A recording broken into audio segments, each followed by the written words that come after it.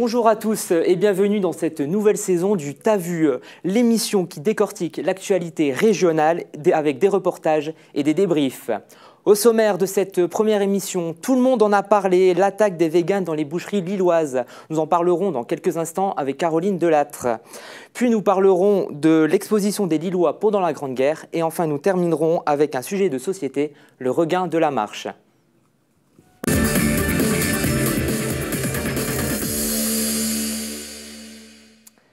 L'attaque des véganes dans les boucheries lilloises, c'est une affaire qui a suscité beaucoup de réactions. Dans l'affaire des militants pro-véganes, une jeune femme de 21 ans sera jugée le 14 décembre prochain au tribunal correctionnel de Lille.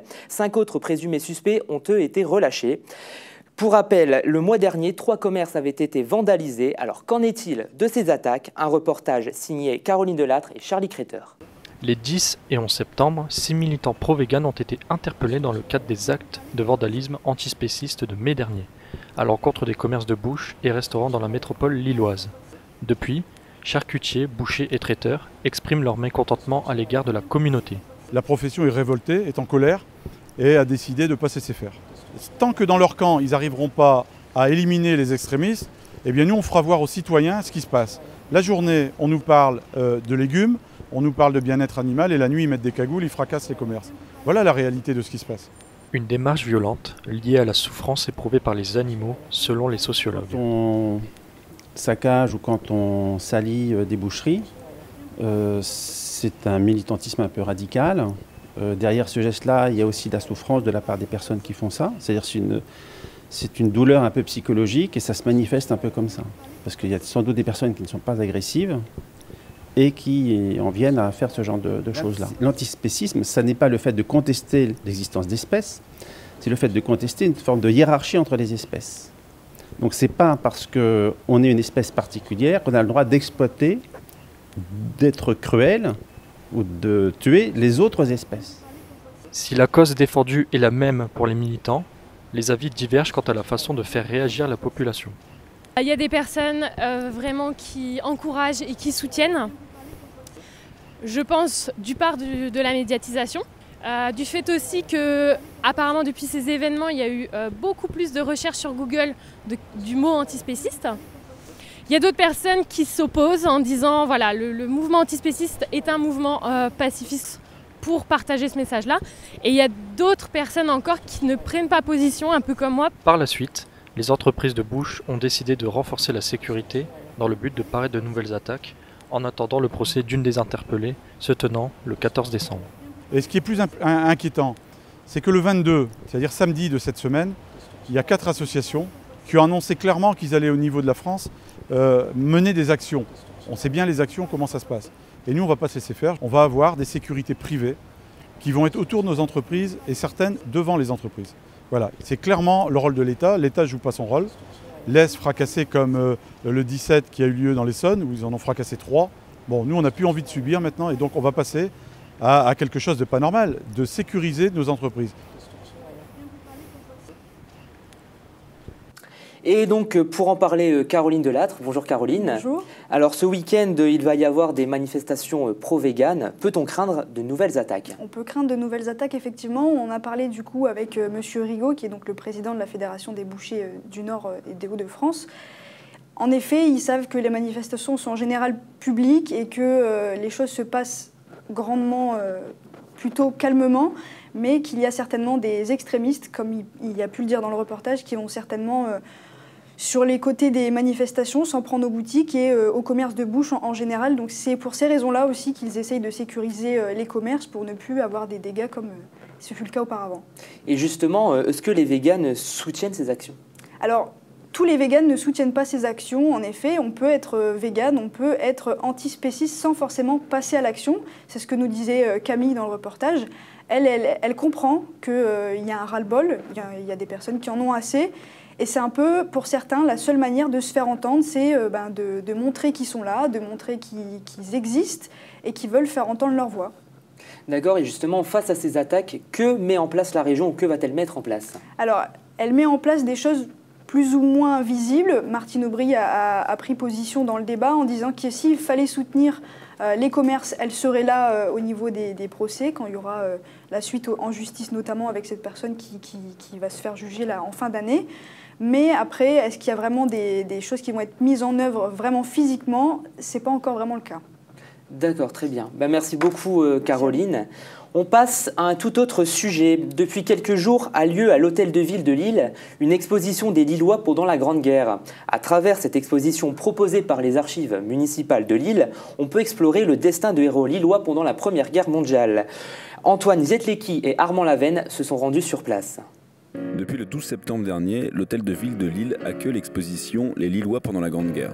100 ans après, c'est l'occasion d'agiter les curiosités sur une période unique de la capitale des Hauts-de-France. C'est une exposition qui est consacrée aux Lillois pendant la Première Guerre mondiale. La ville de Lille a été occupée de octobre 1914 à octobre 1918. Et donc c'est une exposition qui est consacrée vraiment à la vie quotidienne des Lillois pendant cette période. Ce sont les archives de Lille qui ont rendu possible l'exposition grâce à un travail de recherche en profondeur sur les documents de l'époque. Donc c'est une exposition qui est organisée par les archives municipales et à partir des documents qui sont conservés dans les archives, donc dans nos fonds. Et donc ils ont été classés en 2013-2014 et cette exposition c'est un petit peu l'aboutissement de ce travail de classement. On a repéré énormément de documents qui évoquaient cette période et donc on a souhaité vraiment les faire partager au public. Les archives se déclinent en plusieurs éléments, des documents, des unes de journaux, des objets personnels et même des films. Donc l'exposition elle est basée surtout donc, sur des documents administratifs qui viennent du fond des archives, des documents également personnels, de l'iconographie et on a également emprunté des documents et des objets à d'autres institutions, donc aux archives départementales du Nord et à différents musées, le musée de l'Hospice-Comtesse, la bibliothèque municipale et à la fin de l'exposition vous avez également 3 films qui viennent donc des archives fédérales allemandes et de l'Imperial War Museum à Londres. L'exposition est aussi l'occasion de rencontrer des personnes liées à l'occupation allemande de la Grande Guerre. Oui, donc là on a une programmation en parallèle de l'exposition. Donc on a une conférence donc ce soir sur l'occupation dans le département du Nord pour contextualiser un petit peu les événements au niveau du département. Et on a 3 rencontres avec des descendants de Lillois qui ont vécu la Première Guerre mondiale. Depuis 2014, beaucoup d'expositions ont eu lieu commémorant la Grande Guerre. Celle-ci est donc l'une des dernières sur le centenaire de la Première Guerre mondiale. Il y a eu plusieurs événements en fait, sur la Première Guerre mondiale. Donc on a classé les sources en 2013-2014. On a repris le classement. On a fait plusieurs conférences et rencontres pendant cette période. Et là, c'est un petit peu la dernière étape pour commémorer la fin de la guerre. L'exposition est ouverte gratuitement et librement jusqu'au 11 novembre prochain. Et pour en parler, Antoine Zietlecki, bonjour Antoine. Bonjour. Donc on va parler de cette exposition. Alors justement, que peut-on voir dans cette exposition? On peut voir beaucoup de choses différentes. Le plus gros de l'exposition, c'est quand même de l'écrit. En fait, ça retrace la vie des Lillois, ça explique leur quotidien vraiment très en détail. Ça va du début de la guerre jusqu'à la libération. Et il y a un peu des objets de vie quotidienne et des objets de guerre aussi qui sont présentés. Donc comme il y a les médailles, notamment une médaille de Léon Trulin, qui était une grande figure de la résistance dans le Nord. Il y a un casque allemand, il y a des cartes d'identité, donc c'est vraiment personnel, il y a un peu de tout et même des films, donc, comme on a dit dans le reportage. D'accord, et justement, pourquoi Lille, quelle est la particularité de Lille lors de la Grande Guerre? Il faut savoir que pendant la guerre 14-18, Lille a été occupée, était sous emprise allemande dès le 13 octobre 1914. Donc le quotidien des Lillois était très différent du quotidien des Français, des autres Français, quoi. Donc sous occupation allemande, la vie était différente et c'est ça qui est la particularité de Lille et bien sûr du Nord, entre guillemets. Et donc c'est pour ça que c'est plus intéressant de voir un peu comment les Lillois vivaient à cette époque-là, étant donné qu'ils n'avaient pas du tout la même vie que les soldats ou les civils du reste de la France. Et dans cette exposition, quelles activités vont être mises en place ? Donc, comme le disait la responsable des archives, donc, il y aura pas mal déjà il y a des visites guidées à peu près les jeudis et samedis, ça faut voir sur leur site, sur le site internet de Lille. Et après, il y a pas mal de rencontres qui sont organisées, donc notamment avec des descendants de Lillois qui ont connu la guerre. C'est le cas avec Bertin de Bétigny, donc descendant de Louise de Bétigny, qui vient justement parler de Louise de Bétigny, sa vie à Lille, etc. Et il y a aussi des rencontres avec des professionnels, donc des connaisseurs de la Grande Guerre à Lille. D'accord, merci beaucoup Antoine. Et l'exposition aura lieu jusqu'au 11 novembre prochain. On termine avec un sujet de société. La marche est à la mode. En France, il y a de plus en plus de marcheurs, notamment en région parisienne. Pourtant, ce regain de marche est chapeau lillois. On essaye de comprendre pourquoi en regardant ce sujet signé Victoire Demelenard et Charlotte Huguer. Regagne du terrain. Plan vélo annoncé le 14 septembre, journée sans voiture à Paris le 16. Elle est de plus en plus plébiscitée chez les jeunes et les seniors dans les grandes villes. Sa pratique augmente depuis les années 2000. Tous les matins, Clara déjeune, s'habille, se prépare. Direction l'université. Comme plusieurs millions de Français, et quitte à se lever plus tôt, Clara gère son temps pour prévoir une demi-heure de trajet à pied. Alors Clara, on va où comme ça là? Là, on va à la fac parce que j'ai cours. D'accord. Et pourquoi on y va en marchant? Qu'est-ce qui te motive à pratiquer la marche? J'aime bien marcher. Et aussi, question de budget. Puis en plus, ça va faire un peu de sport, donc autant joindre l'utile à l'agréable, on va dire. Frédéric Errand, économiste de la mobilité à l'Université de Lille, explique que la marche connaît un regain dans les zones denses de toutes les grandes villes. La marche représente désormais plus de 50% des déplacements à Paris et est au coude à coude avec la voiture à Lyon ou Strasbourg.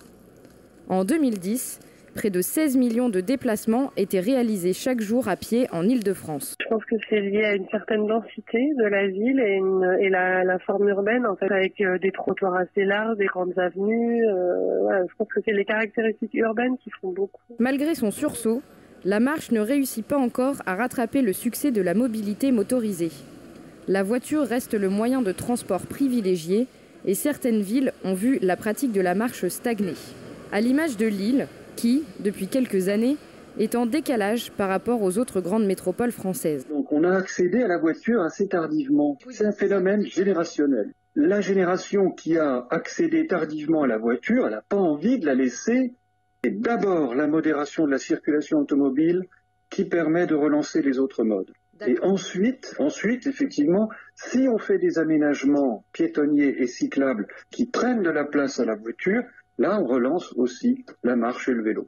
C'est pourquoi la métropole européenne de Lille vient de lancer une consultation des métropolitains sur le sujet pour comprendre ce qui freine cette pratique. L'objectif final est de mettre en place un plan d'action pour encourager ce mode de déplacement. Est-ce que tu trouves justement que Lille est une métropole qui est plutôt bien adaptée aux piétons? Dans la généralité, je trouve que oui, parce que les trottoirs sont assez larges, les espaces piétons. Par contre, il y a quand même des espaces des axes où les voitures roulent beaucoup trop vite. Et ça, c'est assez gênant. Alors, qu'en adviendra-t-il des futures politiques locales pour encourager la marche à Lille? Reste à voir les résultats de l'étude, annoncée pour mi-octobre, et les possibles aménagements de la ville. Et pour parler du regain de la marche, Charlotte Huguer nous a rejoint dans le studio. Bonjour Charlotte. Bonjour. Alors Charlotte, pourquoi ce phénomène de regain de la marche prend de l'ampleur à Paris et non à Lille? Alors ça s'explique surtout par l'organisation de la ville. Il faut savoir que Paris, c'est une ville qui est beaucoup plus dense. Et dans son organisation, en fait, les trajets souvent quotidiens des Parisiens sont beaucoup plus courts. Donc ça favorise beaucoup plus la marche à pied. Et il faut savoir aussi que dans les études dont on a parlé dans le reportage, qui ont été faites, sont pris en compte aussi les déplacements des Parisiens pour rejoindre les transports en commun. Parce qu'il faut savoir qu'il y a beaucoup de gens qui mettent 5, 10, voire 15 minutes à rejoindre un transport en commun. Donc ça compte là-dedans. Et justement, est-ce que l'environnement joue aussi un rôle important dans le regain de la marche? Oui, bien sûr, parce que la marche, bien évidemment, ça ne pollue pas par rapport à des voitures, à tout ce qui est mobilisé. Et donc, il y a un grand enjeu, surtout au niveau de la pollution. Gaz à effet de serre, gaz carbone, qui sont rejetés dans l'air. Donc, bien évidemment que ça aide à motiver tout l'enjeu écologique, mais aussi dans les habitudes de vie des gens. D'accord, très bien. Et justement, au niveau de la ville, qu'est-ce qu'elle pourrait mettre en place pour le regain de la marche? Alors à Lille, il y a déjà eu un plan de circulation qui a été fait pour désengorger un petit peu le centre-ville et pour favoriser justement l'accès aux piétons. Et donc il va falloir attendre l'étude qui est actuellement en cours par la MEL pour pouvoir développer de nouvelles politiques. Mais donc ça se fera surtout dans le désengorgement au niveau des voies automobiles pour laisser plus de place aux cyclistes et surtout aux piétons. Et vous savez si il y aura, pour vous, selon vous, le phénomène va prendre dans très peu de temps à Lille quand même? On espère. Je pense que Lille a quand même assez d'espaces verts qui favorisent aussi l'envie de se promener, d'aller en ville à pied. Donc on espère, oui. Très bien. Merci beaucoup Charlotte pour vos précisions. Voilà, ainsi s'achève notre émission. Merci de nous avoir suivis. On se retrouve la semaine prochaine pour un nouveau numéro du TAVU.